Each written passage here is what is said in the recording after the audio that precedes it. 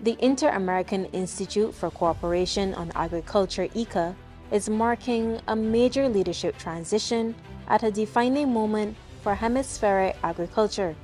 For the past 8 years, IICA has been led by Dr. Manuel Otero, whose tenure from 2018 to 2026 was shaped by an ambitious transformation agenda that placed science, innovation, and technology at the center of agricultural development across the Americas. His leadership spanned unprecedented disruption, from the COVID-19 pandemic and global supply chain shocks to escalating climate disasters and soaring input costs that reshaped how food systems function worldwide. For the Caribbean, these years were particularly consequential, making this transition pivotal. With the election of Dr. Mohamed Ibrahim, IICA welcomes only its second Caribbean Director General. As Dr. Otero prepares to hand over the reins, we reflect on the political realities he navigated, the financial sustainability of the organization, and the legacy he leaves behind. Dr. Otero, thank you for your leadership and thank you for joining us. It's a pleasure. You implemented a comprehensive transformation agenda after taking office in 2018, putting science and technology at the center. Is IICA more effective now than when you started? We are at the CIMAC. CIMAC is an innovation hub.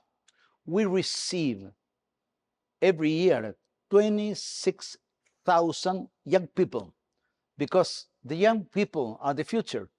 They are the only ones to understand what are the implications of the knowledge new frontier, with Lego, with robotics, with georeferentiation, learning how to deal with soil. So science and innovation is the key issue for the future of agriculture, worldwide and region-wide. We are always trying to networking the national research centers. And when I tell in this, I am referring to the public and private sector. This is the future. We cannot afford investing less. We have to invest more with the new agenda of technical issues, and always thinking in public and private alliances. The Caribbean imports $5 billion in food annually and faces significant climate threats. During your tenure, did IICA's support match the scale of Caribbean need? IICA is investing a lot of money from technical cooperation, strengthening the network of offices, trying to work in the case of the Caribbean region, mainly on a region-wide scope. We recognize that the Caribbean agriculture has two major weaknesses. One of them is related with the vulnerability to the climate crisis. And the second one is the necessity to increase productivity. I am convinced that we need to build bridges between the Caribbean region and the South American regions, and we are working very hard trying to build these bridges, because there is a lot of technologies that can be transferred, and we are putting money, we are making proposals, and we are confident that in the next 5 years, the Caribbean region is going to reduce the food vulnerability, which represents a lot of money in the so-called the Caribbean Food Import Bill. Dr. Otero, Charleston Brathwaite led IICA from 2002 to 2010. Now, Dr. Ibrahim becomes the second Caribbean Director General. 16 years later, what has changed about hemispheric agriculture between Brathwaite's era and now that Dr. Ibrahim is taking lead? Wow. The world has changed a lot. We have more uncertainty. We have a more fragmented world. And the only response to such a difficult scenario is, first of all, strongly believe in agriculture. Because agriculture is the only sector to provide food for our population. And second message is to act together. The issues, the problems are transversal ones. The problems are normally shared by all the member countries, practically all.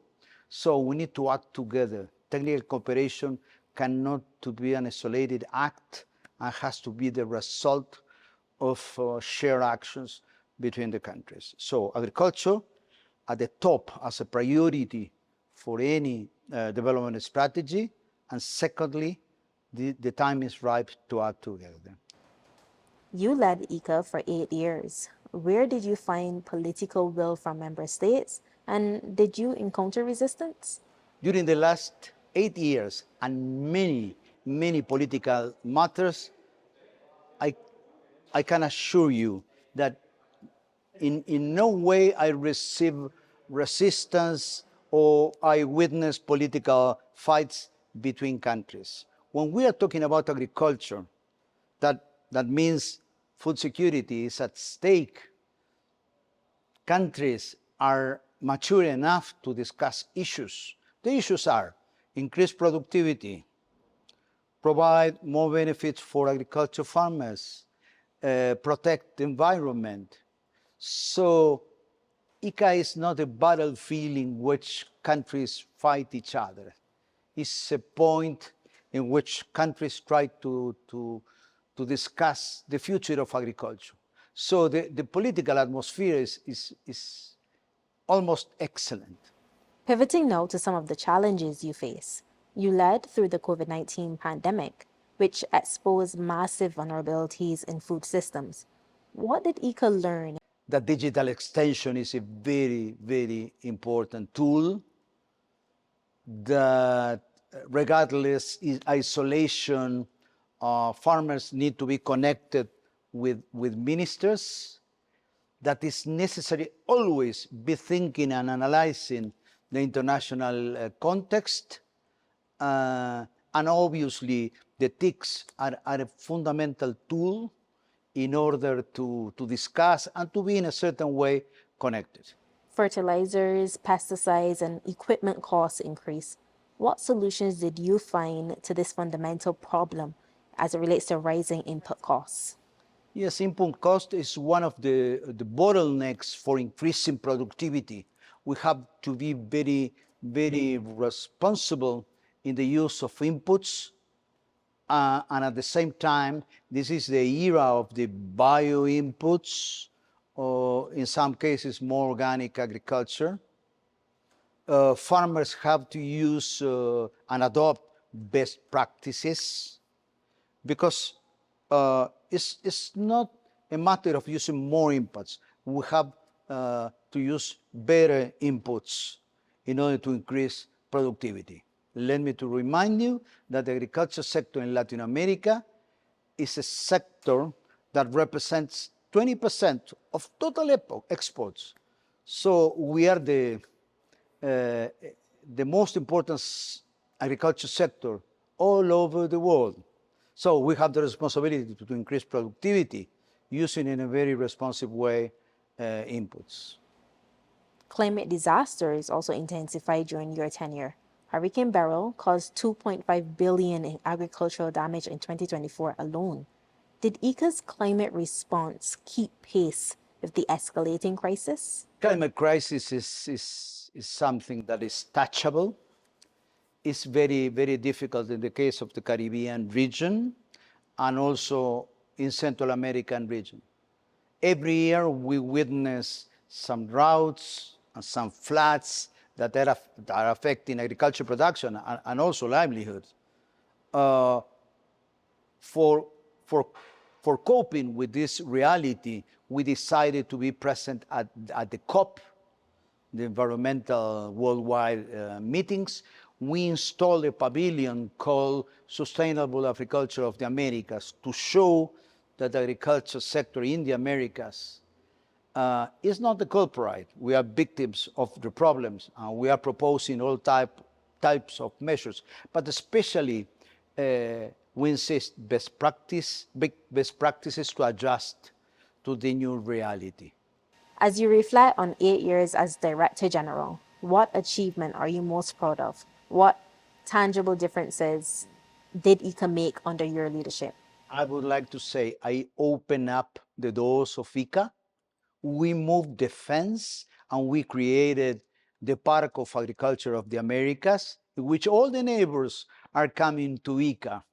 The people have the possibility to enter IICA to know what's going on in this institution that is funded with the money from all member countries. Open up an institutions means to speed up cultural reforms, to think differently. We cannot afford being isolated writing documents.